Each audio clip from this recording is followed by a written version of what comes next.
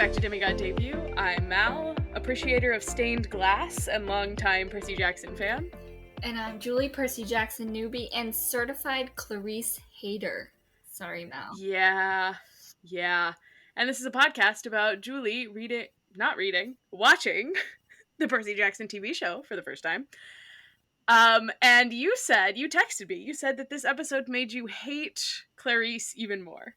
Yes, I was just so annoyed every time she came up on screen.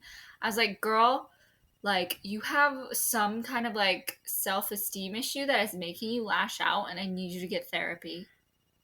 This is ridiculous. It's her daddy issues. Canonically, it's her daddy issues. Go talk to a therapist, please. I want to like you because she's really cute, but I'm like, you're annoying. I hate you. But weren't all of us the worst at 14? I was better than that because I was not a bully. Okay? You weren't beating up 12-year-old little boys? I was not doing that, no. I was probably just being annoying about One Direction. Maybe Clarisse just needs to discover One Direction. She needs the power of One Direction in her life.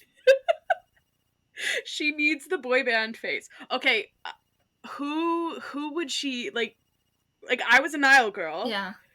Liam girl. You were a Liam girl, R.I.P. Crazy. I'm sorry.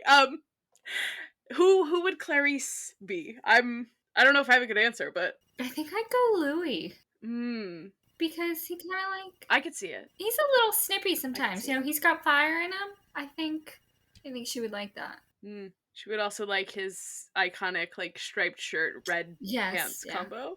I thought that was the height of fashion. When you put a striped shirt with a brightly colored pant, it was like, this is fashion. Oh my god, the brightly colored jeans of that era, everywhere. Oh yeah, I had a bright yellow pair. I thought those were so cool. I look back at pictures and I'm like, oh wow. I didn't have a bright pair. I think I had a pale pink pair. That's as close as I got to that. Incredible. I still have a pale pink pair. They're cute. I think I got rid of mine. They were from Justice. Before or after you worked there? After. I couldn't afford clothes before I worked there. By that employee discount. Mm-hmm. And perfectly fit me and my 5'2" frame. Didn't have to hem anything. Oh, yeah. Wow. I didn't consider children's jeans as... And you know what? I've been, the entire summer I was on the hunt for light wash jeans because I have a dark wash pair from H&M that I really love. And I've washed them enough where they've shrunk a little bit. So they're the perfect length. I can wear them with heels or sneakers and they don't drag. But every time I try to find a similar pair in light wash, the inseam's way too long. So I started trying on when I went to the mall, kids jeans. And I kept forgetting the fact that I have a big ass. So right. They would fit perfectly lengthwise. I buy curvy jeans at Hollister or whatever because I have a big butt and they won't fit. Or you have that annoying gap where it fits your butt. Yeah. And so yeah, I kept forgetting. I was like, Tragic. You can't fit in kids' jeans. Your ass is too fat. And what a great problem to have. Honestly, yeah, it's a blessing, really. Because, see, I have, no butt.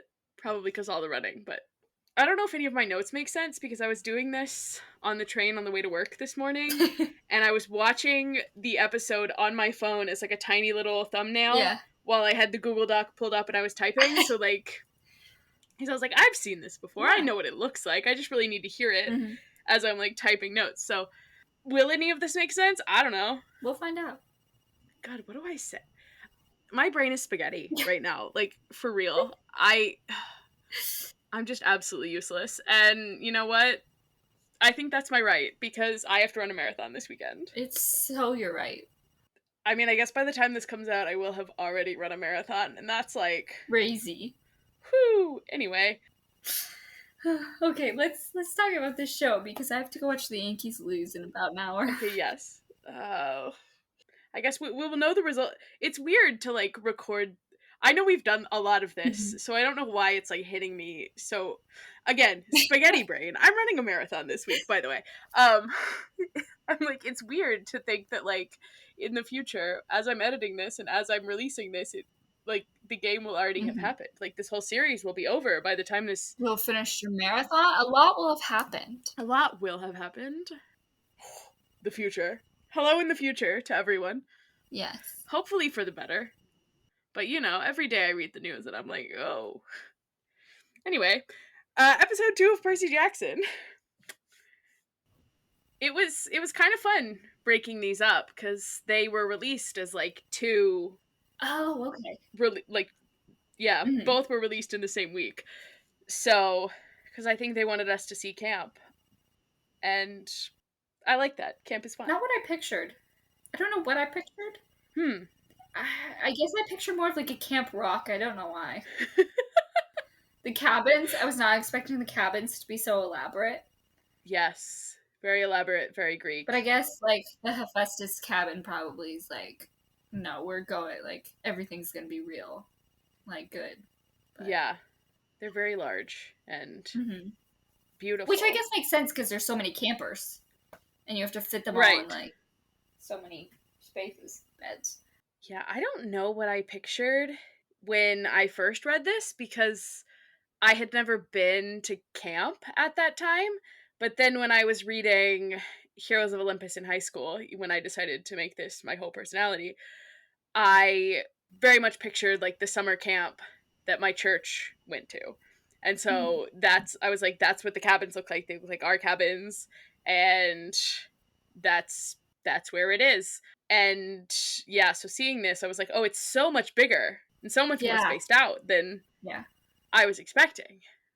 Yeah, so we open on, and my first note here is Annabeth is being Percy's sleep paralysis demon. That's what we open on. And she hits him with the "you drool in your sleep" line, classic, iconic. And we get our first little bit of stained glass. I love a stained glass. Like, I don't know, I love a cathedral with great stained glass. When we were in Paris, you didn't go to the, like, church with the really stained, like, the whole church is stained glass. I don't remember, like, us, I know in London we had to have alone time, but I didn't remember that happening in Paris. But then I was like, no, I definitely went to that church alone. Yeah, I think we split up after the Louvre, and I went to the, like, Resistance Museum and saw Napoleon's tomb or whatever.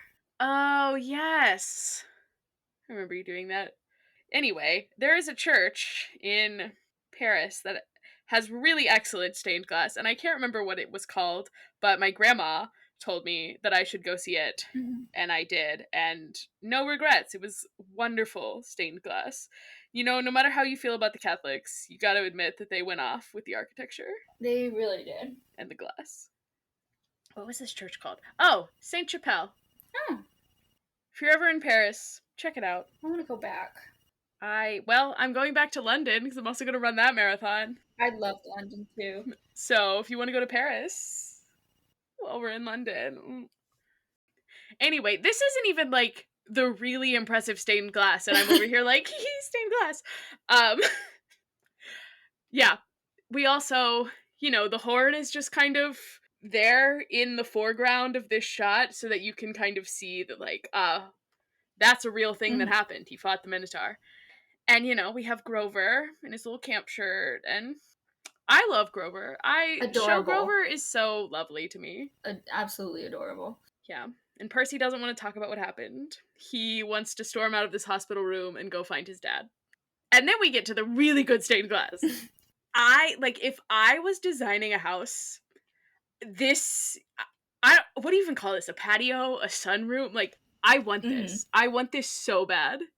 Like, this is not even a punishment for Mr. D. He's lounging around all day. Like, you have this very beautiful place. I'm like, this is where you get to hang out? Olympus can't even be this beautiful.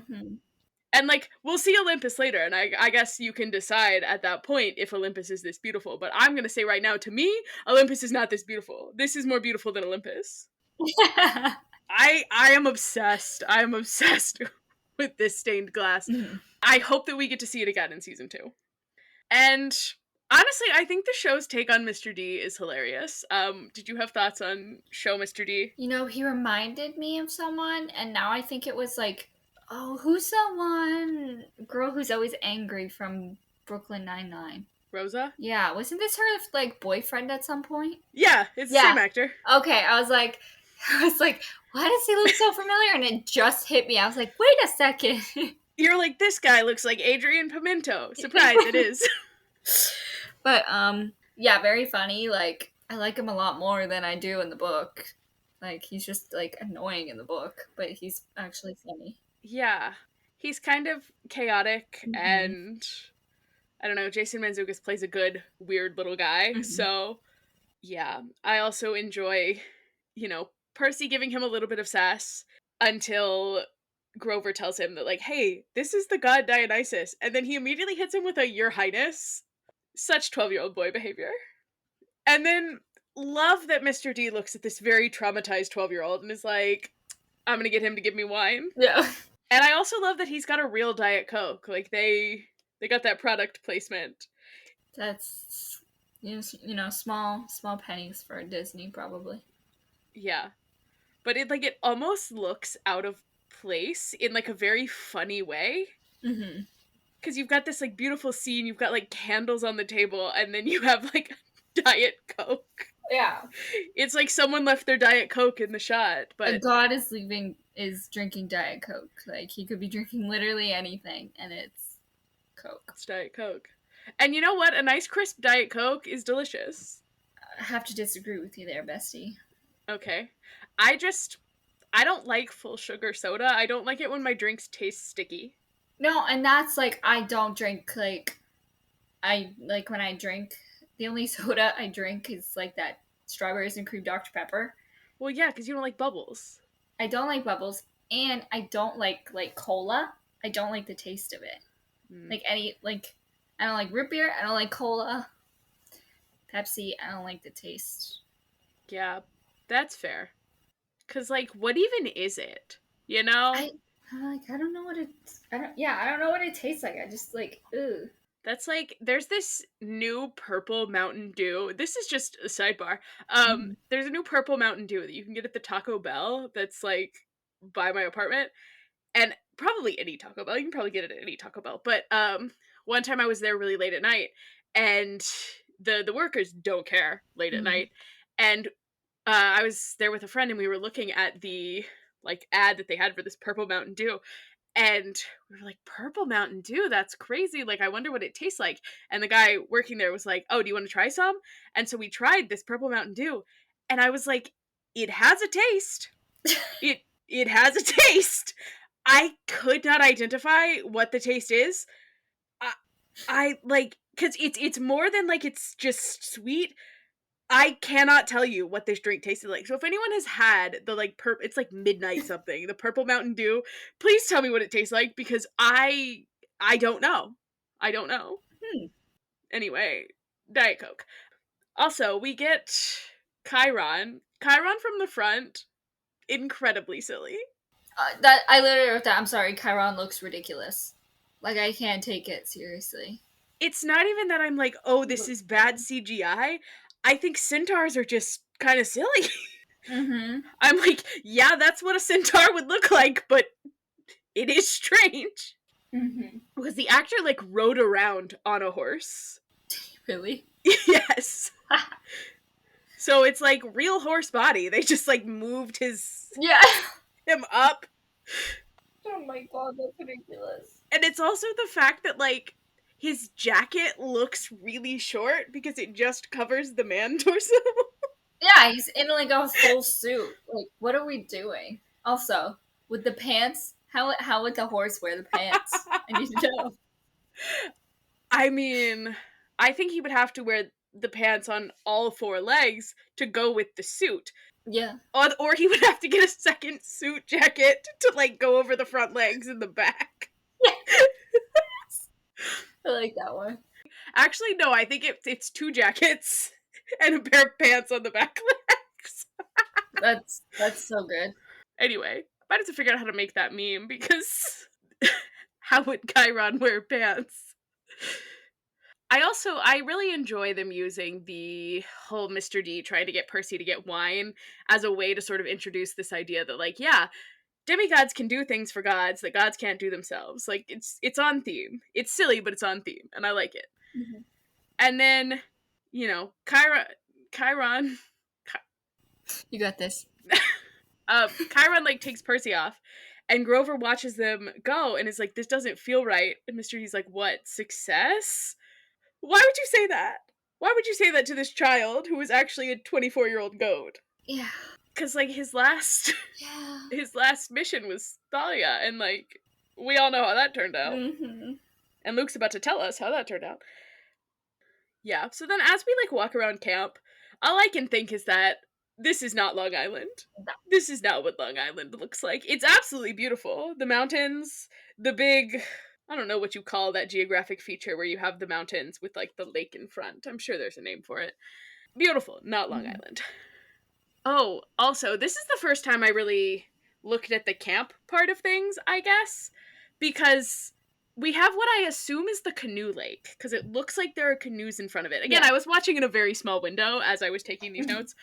I think it's the canoe lake, and then there's, like, a massive waterfall, like, going into the canoe lake. I missed the waterfall, I guess. Yeah. Well, I've never seen it before either. I'm like, this also could be that I was watching it in a very small window. So, it's... maybe I do need to watch it big again.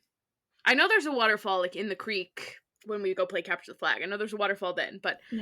So I was thinking about other things, you know, that happened in that canoe lake, and I was like, what a beautiful place for a second first kiss, a third kiss. It's their third kiss. It's their third kiss. Anyway, we also get the reveal that Percy still has Riptide because it sticks with him. Yay. Unless he surrenders it, which feels like foreshadowing. Oh, we get the cabins. Yes. They are much bigger than expected. They are more Greek than expected. Yes. They also are more uniform than I expected. Like, in the book, they're described as being kind of a mismatched collection. Yeah, like, they all look the same, but, like, different theme. Like, it's the same building, but different. Which I kind of like, because, like, that's typically what a camp is. Like, it's the same building, but slightly different. Maybe? I don't know. The camp that I went to, they were all the same building. They're very nice. Also, my next bullet after the cabins is just, he's so small and sad. Like, my poor little Percy, who's just lost his mom and now is having to go to mythological monster fighting camp. He's just a baby. He is. And he looks so small in these first couple episodes. And then he starts looking older throughout the season. It's kind of fun to watch him age, because, like, this took, like, a year to film, and kids grow a lot in a year. Yeah. So it is kind of fun to watch. But he looks like, I'm like, this is an infant. This is a baby. And I appreciate that Chiron stays true to his general uselessness. Like, he gives us a little bit of exposition and a little bit of information, and then he just kind of leaves Percy to fend for himself in the Hermes cabin. Yeah. Just like, okay, I hope you'll treat them all well. Bye. Yeah, I was like, hey, it feels like New Kid in School 101 is you take the new kid and you assign him a buddy, and you're like, hey, this is Luke. Luke is gonna show you around. Yeah. Because, like, of course Luke is going to introduce himself, but for nefarious purposes. Like, Luke is gonna introduce himself to this new kid because he wants this new kid on his side. Like, you're just leaving it wide open for Kronos' minion to swoop in and steal Percy, Chiron. Do you know what? I was like, wait, when I was watching it, I was like, I can't remember even who turns out to, like, be, like, the bad guy in this book. Because I'm like, I can't remember. Oh, no! And I had all the, like, giant stuff, like, fresh in my... This is, like, skipping ahead, but when... I did not like this, but when Grover's, like, going somewhere in the woods and that, like, tree woman, like, emerges... I hated that, but I was like, wait a second, is that Gaia? And I was like, no, we're like, that's not this book, that's not this series. I'm like, what? You're getting your series mixed up. I am. You're like, wait a second, since when is Grover working with I Gaia? know, but I was like, who is this tree? Well, at first I was like, wait a second, is that his girlfriend? The, like, I can't remember her name. She's too old to be his girlfriend. I know, she looked more like a mother figure, but I don't, like, she was so creepy to me. I never want to see her again. I did not like it. See, I think her makeup is kind of cool. Maybe it's just it just looks so real that it's freaked me out, but I do not like it. Yeah, you were like, I was not expecting to see a tree woman. Yeah, and this is not a character from the book. This is like a new and different character. Yeah, didn't like it. I do think it's interesting to have like getting to see parts of Grover's life that you don't get to see through Percy's eyes is very interesting cuz I feel like for all the like we're best friends, Percy isn't really a part of Grover's life. Yeah. Like the fact that he shows up in the fourth book and Annabeth is comforting this girl and has to like mouth to Percy, "This is Grover's girlfriend." I was like, why doesn't Percy know that Grover has a girlfriend? Yeah, what the hell? They were supposed to be that actually makes me sad. Yeah. I'm like, is this a situation where like he's a much better friend to Percy than Percy is to him? Because that's sad. I don't like that. I know, and I don't want that. I want them to be besties for the resties. Mhm. Empathy link kings. Yes. What were we talking about before the dryad? Oh, Luke. Yeah, okay. Yes. Yeah. Oh, also him pulling the blue candy out of his backpack feels like being punched. Yeah, did not enjoy that one. You're like, oh no, his welcome home gift from his mom. The hell? No. Also, the way that Luke is like so genuine about everything, and he's very like, oh, I know what you're going through. Like, I'm so sorry that this happened. And like, he genuinely, I think, means all this. Mm-hmm. Like, this is not some, I'm playing you, I'm pretending to like empathize with. Like, I truly do think that like Luke is sorry that this happened and like he understands where Percy's coming from. Yeah. Just like, ugh. Then, yeah, back to our dryad and the council sequence. Apparently, according to Arian, who plays Grover, they filmed this whole scene in which he talked to the council. And apparently, the council like talked to him only in bleats and like goat noises. And I'm like, give me the scene. Give me the scene. I need this. Disney was like, we're not doing this. And I was like, if you filmed the whole scene, I want it. But then after the council, we have classic old man behavior from Chiron and Mr. D. They're playing cards.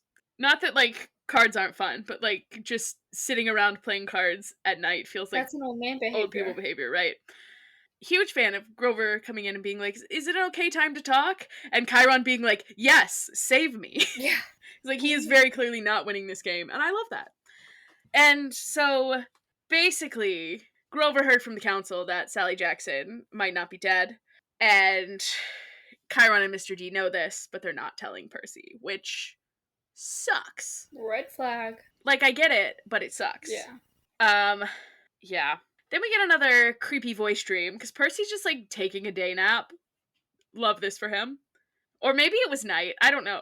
I guess it would be... Hold on. To orient it. I'm like, what's the time? What's the timeline here? Because to me, I'm like, Percy came to this cabin in the daytime, met Luke, and then immediately took a day nap. But then I'm like, but it was night when Grover came to talk to Mr. D and Chiron, I think.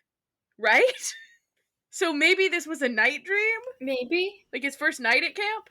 I feel like we didn't have any like night scenes. Like it was always light, wasn't it? Yeah, no, this had to have been a day nap. Because I think his first night is when he gets beat up by Clarisse in the bathroom. Yeah. Right? Timeline. No, because it really feels like it was... I feel like Grover's scene in the woods probably just wasn't taking place at night, and I felt like it was. Mm-hmm. Maybe it's just dark because it's the woods. I think it actually was day. But then it looks like he's talking to Mr. D and Chiron at night. What time of day is it? Because then it's definitely day after Percy's dream. I don't know. Anyway, it's not actually important. Percy was sleeping somehow. Had a creepy voice dream that talked about you want what's been taken from you, you want justice, which is interesting considering you just had Chiron and Mr. D talking about not telling Percy that his mom might not be dead. And then you have creepy voice telling him you want what's been taken from you, you want justice. I don't know. Interesting. And then we get a very interesting post-dream. Luke, number 1, tells Percy, oh yeah, we all have these dreams. And then he gets into his speech about glory. He's like, this is what camp can offer you. It's, this thing that attaches itself to your name and like makes you more powerful and whatever. And like, how much glory is camp actually offering? Like, Yeah. it's giving the epic highs and lows of high school football a little bit to me. Because it's like, how much glory can you actually get from winning Capture the Flag? Like, that's why Annabeth wants a quest so bad, because she wants to Mm-hmm. leave camp and she wants to, like, actually make something of herself. Like, yes, there's glory at camp, but, like, it's camp glory, Yeah, you it's know? not the same. Like, what does that all mean in the Mm-hmm. real world? And then we meet Clarisse for the first time, which you loved. So annoying. She's so annoying. Yeah, and we're about to get a lot of her in season 2. Oh god. Because that's the Clarisse season. So, Clarisse is Clarisse, and she's doing her thing. Then we get sort of a training montage, but not really a training montage. It's kind of a comedy of errors training Yeah. montage. So we gotta find what Percy's good at so that his dad will claim him. And spoiler alert, it's not archery. I love the moment where the archer girl like goes and offers Percy to like light the arrow on fire, and he's like, I wouldn't. That was good. That was good. Percy's funny. He's so funny. He's so funny. And people say the show isn't funny enough. No, the show is actually hilarious if you like fun, you know? Like, pay attention to the jokes. Yeah. Just let it happen. It's very silly. Cuz honestly, most of what makes the book funny is Percy's narration. Like, yeah, Percy is a funny kid. And I don't know that Percy necessarily from the outside would appear all that funny. Yeah. You know? But his little quips, they're good. They're very funny. Yeah. We actually only try 2 things in this training montage. We try archery, Yeah. and then we try to make a sword at the forges. And I'm like, those are very much 2 things that, like, you can't just pick up and do. Yeah, you're gonna have to practice. Like, even if you were a child of Apollo or a child of Hephaestus, like, there's no guarantee that you'd be able to just pick up those things and do them first try. Yeah. I do sort of wish that... Because the one thing in the book that Percy says that he's good at is he says he's good at canoe races. I wish that we could have just seen him going ham in a canoe. That would have been pretty good. And people being like, hey, this kid's pretty good at the canoe. Percy should be on, like, a college rowing team. Yes. Yes. That feels in character. Yeah. Percy should just do all the water sports. I mean, he's, like, canonically on the high school swim team, but he should also be on the rowing team. But I don't know any high schools that have a rowing team, so college. I can't remember if we did. We were a bigger high school, though. My high school was massive. My graduating class was like 900 people. All right, so then we go to the dining hall. The dining pavilion? Is that what they call it? I think pavilion. That sounds right. Yeah. Gosh, I'm not remembering my details very well. I'm not Come on, now. really. I'm not fulfilling my role as Percy Jackson expert very well this week. Wow. It's the dumb jock brain that comes in the time leading up to a marathon. Did everyone know that I'm running a marathon? Ugh. Anyway. So, Percy tries 2 things. He's good at neither. And then is like, is there a Greek god of disappointment? Like, he's very ready to give up. And it's like, buddy, there are 12 cabins. Yeah, come on. You only tried 2 activities. Yes. Again, get that boy in a canoe. And I do like that Luke's little friend, who is said in the credits to be Chris, but for season 2, in which Chris Rodriguez is important, Chris Rodriguez was recast. So, because originally everyone was like, oh, this is Chris Rodriguez, because it's like Chris. But no, he was recast. So, this is a different Chris. Mm-hmm. Yeah, anyway, different Chris. Not the one who's gonna date Clarisse. I wonder if they'll keep that, actually, but that's not important. Anyway, so that Chris knows the Greek goddess of disappointment, which is a fun detail. Anyway, that was a long a long spiel to be like, I can't even remember the Greek goddess of failure. Oisis, something that starts with an O. Then we get a moment that truly makes me want to light myself on fire, because they stand up to go do burnt offerings, right? And Luke's like, you burn what you'll miss the most so that the gods know that Mhm. you mean it and so that they'll listen. And then immediately we cut to Percy in the woods with his little tin can campfire, and he's burning the blue candy Yeah. because that's the thing he's gonna miss the most. Also, not a great idea to start a fire in the middle of the woods. Just say. No, it's not, but for the emotion and the angst of it, for me as the viewer, It works. it works great. I did cry when I saw this for the first time because I was like, are you kidding me? Are you kidding me? And then he's not burning the blue candy to talk to his dad. He's Yeah. burning the blue candy to talk to his mom. And the way that he's like, hey, this is another first night at a new school call, but it's not the one you're used to. It's not me saying that everyone here sucks. It's me here saying that, like, I think this is where I belong and I'm, like, making friends. And I just. My poor baby. It's very sad, actually. Because, like, him saying, I think I finally made real friends, and it being about Luke, Hate that. of all people. Because there's also a part of me that's like, okay, but what about Grover? Grover has been your real friend this whole year. So fake. Grover Erasure. I mean, I know he's a little mad at Grover right now. Yeah. Because of the whole betrayal and all. But also, I think at this point, you have to kind of understand why Grover did what he did. Right. Also, my next bullet after, griping about the Grover erasure. Again, Grover is a better friend to Percy than Percy is to him. Cannot be denied. My next bullet is, oh my god, this child is walking in the woods alone. Because it was not until he is, like, walking back to camp that I was like, oh my gosh, he's just wandering the woods in the middle of the night. No. Who is watching him?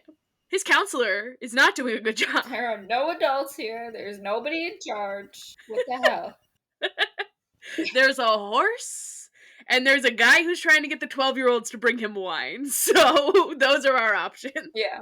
As I've said many times, I think, reading the first book, I'm calling CPS. Yeah. I feel like you said that, like, the entire series. Probably someone needs to call that. Honestly, Camp Half-Blood is not unlike a cult. Just with a bunch of children, like, sequestered away from the outside world with strange customs. Yeah. And Yeah. yeah. Anyway, so yeah, as he's walking back from the woods alone, he encounters Clarisse and her squad. Ugh. And they, take him to the bathroom. And I do find it very funny that she's like, everyone shows up here thinking they're special. Do you think you're special? And he just, like, looks up at her and goes, no. Because he just, like, legitimately doesn't. Yeah, he's literally, like, the most inoffensive, like, 12-year-old boy. And she takes that personally. Yeah. It's annoying. Because she's jealous that he got to fight the Minotaur and lose his mom. Well, the Minotaur would have killed you. Yeah. You're too cocky for your own good. Yeah, I don't think that Clarisse could have taken the Minotaur. I would actually, though, love to know more about how she got to camp. Yeah. Because, I mean, I know who brought her to camp, like, but I don't know exactly. I don't think they ever say what happened. I don't know. Anyway. So, yeah, then we get the water spraying Clarisse away. I do enjoy that the first thing that happens is that the toilet just flushes and everyone kind of looks confused for a second, and then it's like, bang, and blasts the doors off its hinges and all that good stuff. And then Clarisse is dripping toilet water. You love to see it. You know what? Sometimes she needs to be humbled. Yeah. Okay. Oh, and I love to see characters that I love humbled. Fair. And then we get our second Annabeth appearance. And she's just standing there. And they are so awkward in this interaction. I'm like, these are two children that have never spoken to another person before. Can I just say I love Annabeth? She's so freaking cute. She's so cute. She's so precious. And I love that he's like, are you stalking me, Annabeth? And she's like, yeah. What about it? He was clearly not expecting that answer. And he has no idea what to say to that. He's just kind of like, yeah. Okay. No. Okay. And then she's like, oh, I've been waiting for something like this to happen. To see if you could help me win Capture the Flag. Like, I mean, she's very much keeping her cards close to her chest here, because that's not why she's been watching him, but it is step one of her master plan. I love her. She's so cute. What an icon. Excited to see more of her. Then we go back to Luke. And Luke is explaining to us how cool Annabeth is. And how smart and how, great she is. He calls her his little sister and says that he's always going to be on her side. And I do hope that this is the direction that we are taking this relationship rather than the crush thing. Mm-hmm. Like, I hope that we just get a very good sibling Yeah. relationship. I am hoping that the show kind of fixes some of the issues that I have with the Luke of it all. I will say, actually, no, I won't. I won't say. We'll wait on that. Yeah, I'm hoping that we can make things a little less Gross. creepy. We also get lore on Thalia, and we get more lore than we get at this point in the book. Also, because in the book, Grover tells Percy this, and it's all very vague, and there's no talk about, like, it's just, there was a daughter of Zeus who failed to come to camp and was turned into this tree and sacrificed her life for her friends, and no talk of who the friends are. Mm-hmm. But Luke actually gets into this and is like, me and Annabeth and Thalia, we're on the run, all that jazz. I do like that we coin the term forbidden kid to explain, like, the children of the big three. Yeah, that was, I like that. Yeah, I'm like, it's a snappy little term, because, like, child of the big three is kind of too clunky to me. But it is interesting that they still don't exactly tell us why they're forbidden. Like, we're very much continuing on with the book's path of not telling us that there's this prophecy, And then Luke says something about how he and Annabeth have been family ever since, and all I can think of is, family, Luke, you promise. There's just some things that I'm like, once we have all 5 seasons, because I'm manifesting that, once we have all 5 seasons, I can just see people online putting clips together. Like, someone is going to put this, Annabeth and I have been family ever since, and, like, every time Luke has called her family, with Annabeth's, like, family, Luke, you promised, in season 5, and it's gonna wreck me. It's gonna destroy me. I will be dead. Now, I will say, some people have criticized this episode in particular, but really this season, for telling us a lot of stuff rather than showing us. I don't know, did it feel to you like we're just, like, having a lot of conversations, or... I felt like it did more so in the first episode, but I mean, still, I guess in this episode too, but also, like, there's just so much to cover that I think it would almost take too long to show everything. Like, and you want to get to, like, the heat of the plot and the action, so you're just going to, like, have these conversations to set that scene. Right. Where, like, it's easier to, like, do more of that in a book because, it's a book. It costs less to write it out than to film it. So. Yeah.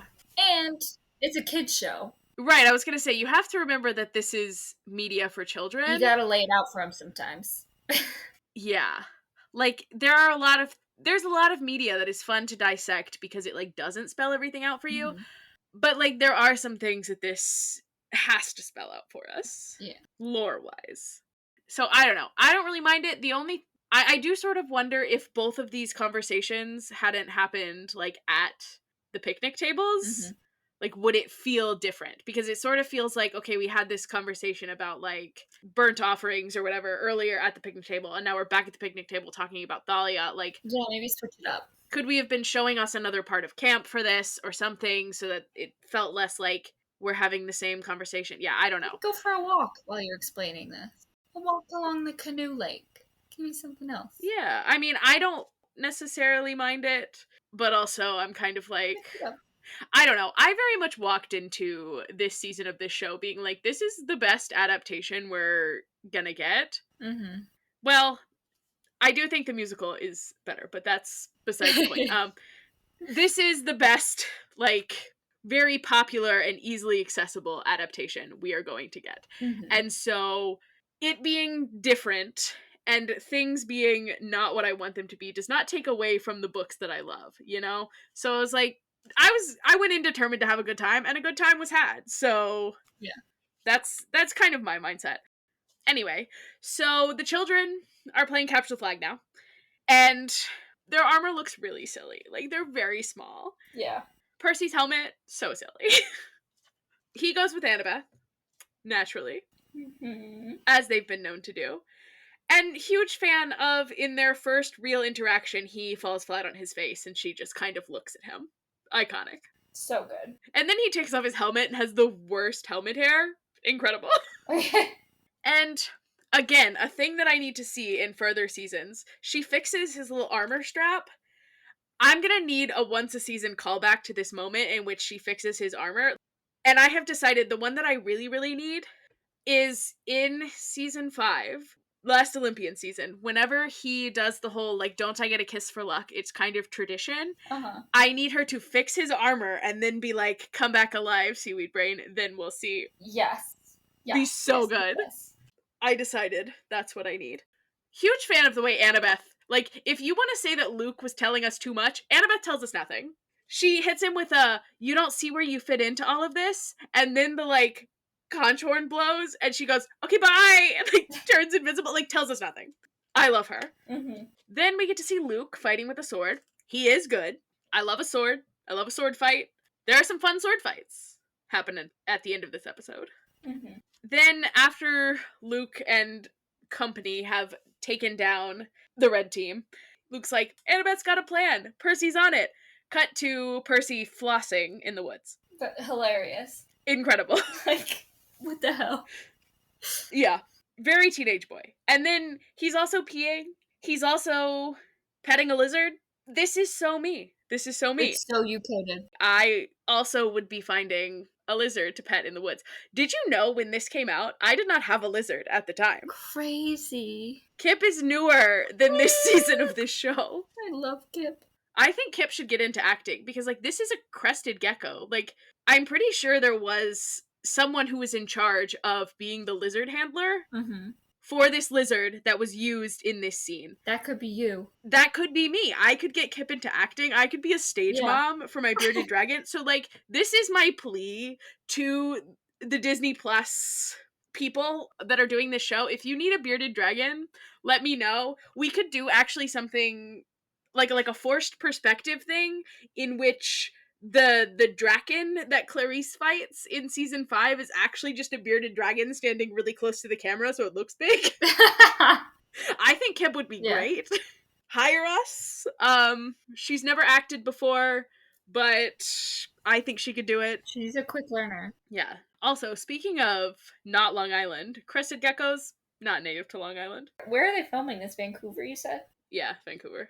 It's also very sad to me that Percy's first, like, genuine smile in this episode is while he's petting this lizard.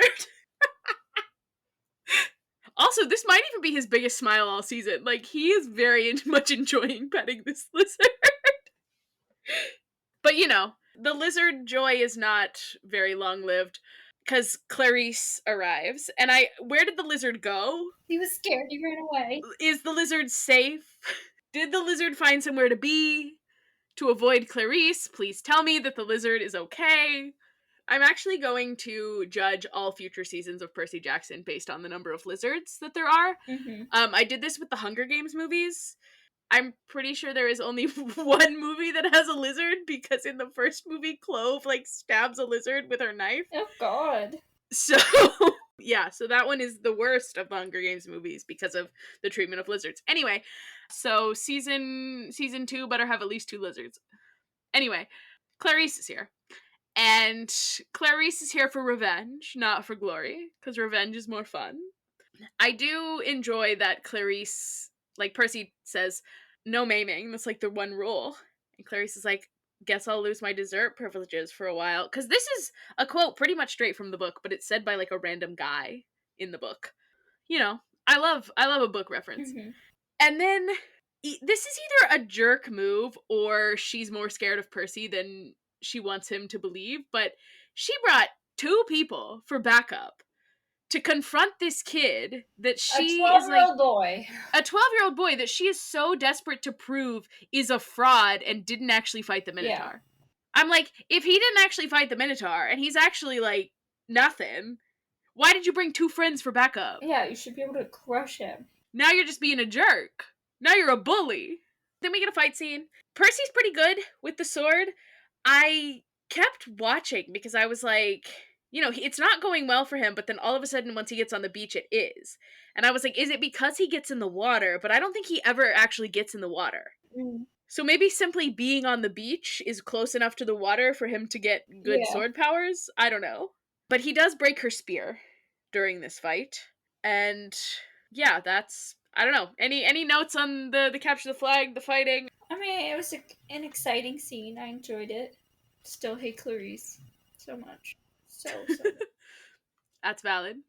I hope that the show can redeem Clarisse for you, but I don't have high hopes. So Luke ends up winning the capture the flag game, as expected. Annabeth appears and it is revealed that she just used Percy as bait, and she's been kind of watching the whole time. She was there for the greeting of the lizard. Mhm. And again, she explains nothing. She like sort of starts to. She's like, Percy, listen, and then just shoves him into the water. Hilarious. Incredible. In the water, he's like, he looks at her and he's like, what is wrong with you? Enemies to lovers. You love to see it. And then he gets water healed, which is great and fun. And with a much bigger trident than expected, he gets claimed. It was abnormally large. Was not expecting It that. was like as tall as him. Yeah. Which, I mean, I guess if you want everyone at camp to see it, it's gotta be pretty big. Fair. I thought it'd be little. And honestly, like, it's pretty epic. They do the whole, like, you've been claimed by Poseidon, and, like, the music, and I kind of feel like the episode should have ended there. Like, with the big, ah! But also I see why it didn't, because I also think that you need to, like, have we necessarily made it obvious enough to the audience that, like, this is a very big dramatic thing? Like, I don't know that an audience member who's just watching this would understand that, like, how much of a big deal it is that, like, he's been Yeah. claimed by Poseidon, you know? It's kind of giving how the end of Act 1 of Hadestown doesn't end after Wait for Me, even though that's, like, the big number, you know? Like, you then have Why We Build the Wall to sort of give you an idea of what's happening next, you know? So we kind of have our Why We Build the Wall moment with this last little scene with Yeah. Chiron and Mr. D explaining to Percy that he's gonna have to go on this quest to go find Hades, and Oh no. it's okay because he'll get to take 2 friends with him, and you know the quest will be 3 people, and I love that he goes, well, good luck finding them because it's not gonna be me. Love him. Also love that he says that he's Sally Jackson's son. He is not into his father. Thank goodness. Gotta stay humble. I love that, you know, they're arguing and whatnot, and then Grover just walks in and is like, hey everyone. And finally, Grover makes the right call and tells Percy that his mom is still alive, and that if he goes on this quest, he might be able to get his mom back. And so, of course, like in the book, he is going to do the quest to save his mom and not actually to find the lightning bolt for his dad. And so that is sort of the end of this episode. I think that this one is better than the first one. I like this episode a lot. Yeah, there was a lot more, like, I feel like, development going on in terms of the plot. Like, the first one really was, like, a lot of setup. Which is fair. Like, it's the first Yeah. episode of the whole series. You're gonna have to do some of that, but Right. this is a good one. And not to make it about marathons again, but you can't go all out in the very beginning of a marathon. Like that, a season of TV or like a whole TV show is a marathon. It's not a sprint. You can't put all your best stuff in the first episode, right? And that's how I feel about this season. I'm like, this is just the first season. And this is, in my opinion, the worst book, you know? So I'm like, we can only go up from here, and I think season 1 is pretty dang good. Anyway, this is just like my message to the haters, because some people hate fun, and that's fine. It's a better time to just have fun. Anyway, any predictions about episode 3? Thoughts, feelings? It's hard to make predictions because I already like read the book. Although I do have goldfish memory, as we know. Although you didn't even remember who the like villain of this book is. I've had a lot going on in my life recently. Just excited to kind of see where it goes. I'm very, very, very excited for more Annabeth content. I'm like, come on, I need more. Love her. Get Clarisse out of here. Bring in Annabeth. Yeah. Come on. Yeah, not a lot of Annabeth. I know, what the hell? I understand the move to make Luke more of the introducer to camp rather than Annabeth. You gotta build But up that trust. The betrayal will yeah. feel way deeper, I think. Yeah, because, like, you have the whole Yes. quest with Annabeth to get to know her. So I Right. do understand not splitting that time. So, like, it's like, I get it, but also, did they consider that I love her, right? Exactly. Well, we'll be back next time with more Annabeth. Thank God. What we've all been wanting. And also Yeah. Medusa. So that'll be a good time. Yes. Yes. It'll be a fun time. So catch you later. Hi, thanks for listening. As always, you can find us on whatever social media platform you prefer at DemigodDebutPod, or feel free to send us an email to demigoddebut@gmail.com. If you like this podcast, please leave us a rating and review wherever it is you are listening. We'll see you next time. Bye!